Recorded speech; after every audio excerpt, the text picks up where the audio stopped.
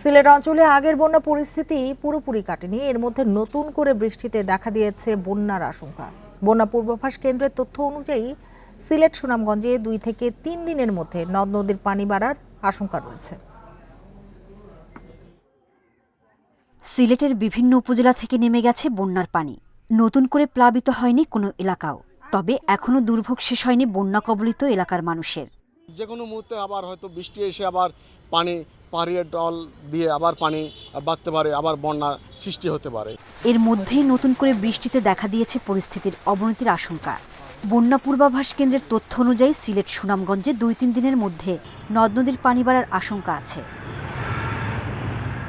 পানি উন্নয়ন বোর্ড বলছে সোমবার পর্যন্ত সিলেটে ভারী বৃষ্টির পূর্বাভাস রয়েছে। এর সঙ্গে উজানে ভারতের চেরাপুঞ্জিতে বেশি বৃষ্টি হলে বন্যার শঙ্কা আছে। সিলেট অঞ্চলে ভারী বৃষ্টিপাতের সম্ভাবনা রয়েছে। তো তারই সাথে যদি চেরাপুঞ্জিতে বৃষ্টিপাত হয়, ডেফিনেটলি বন্যার একটা সম্ভাবনা রয়েছে। আর চেরাপুঞ্জিতে যদি বৃষ্টিপাতের পরিমাণটা কম হয়, তাহলে হয়তো বন্যা সিলেট অঞ্চলে নাও হতে পারে।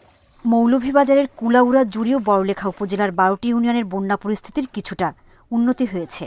তবে এখনও ডুবে আছে হাওড়া অঞ্চলের রাস্তাঘাট, বসতবাড়ি। এর মধ্যে শনিবার থেকে আবার থেমে থেমে বৃষ্টি হওয়ায় বন্যা পরিস্থিতির অবনতি হওয়ার আশঙ্কা করছেন দুর্গতরা।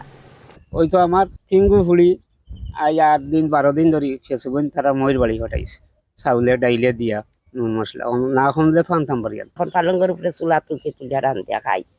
এখনো কোমর পানি ভাঙ্গিয়া আর উঠে উঠি। আশ্রয় কেন্দ্রে থাকা প্রায় 7,000 মানুষ ঘরে ফেরার অপেক্ষায়। সোহেলি জাহান, ইন্ডিপেন্ডেন্ট নিউজ।